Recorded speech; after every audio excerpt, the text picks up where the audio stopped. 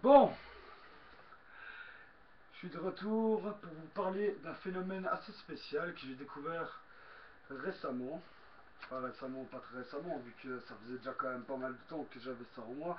D'ailleurs, ça fait pas mal de temps qu'on a ça tous en nous et qu'on essaie tous de l'interpréter de la manière qu'on le veuille ou non. Ça veut dire soit on s'appelle George Lucas, enfin, on fait des Star Wars jusqu'à pas deux et on prend le pouvoir de la force comme énergie qui donne tout, qui offre tout, qui prend tout, enfin on sait voilà, l'énergie à contrôler, le chi pour le chi, le ki, voilà, bon, toutes ces énergies là, voilà, en fait j'ai découvert il n'y a pas longtemps en matant des reportages, en ayant un peu l'esprit critique sur tout ça, tout ce que j'ai maté, que finalement c'était des donc nous sommes parcourus d'un champ amplifié. D'abord, j'ai cru que ce champ c'était le champ du vide. Et c'est vrai, le vide en fait fait partie, je sais pas comment dire, je suis pas un physicien expérimenté, mais je veux dire fait partie intégrante de notre espace. C'est-à-dire que le vide je peux le remplir, comme le vide, en fait le vide, je peux le, par exemple, voilà, là il y a du vide, là je le remplis, voilà.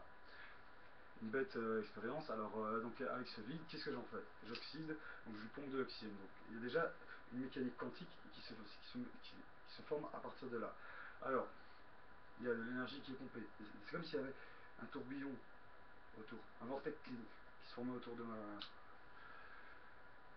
mon briquet. Donc ce qui me pousse à me dire, voilà, peut-on relier la croyance de la science à une croyance universelle qui est celle d'un Dieu vivant, d'un Dieu pensant? Est-ce qu'on peut accepter la théorie d'un univers pensant et conscient et par-delà le potentiel infini du cerveau, du magnétisme humain et de je sais pas, tout ce que vous pouvez tout ce que vous pouvez trouver.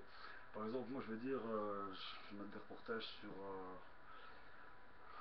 beaucoup de choses, et je veux dire en soi ça apprend beaucoup de choses. Le but en fait c'est de se rendre compte qu'on est une source d'information vivante et qu'on peut puiser à tout moment dans cette source d'information. Par exemple, moi la source d'information que je me donne en mettant cette vidéo, c'est que je me rends compte que finalement il faut que je m'entraîne un peu pour faire des petites vidéos comme ça, voilà, il faut que je m'adapte, il faut que je fasse mes petits projets à moi, mes petits montages, parce que parfois il y a beaucoup de monde, donc c'est dur de s'entendre, voilà.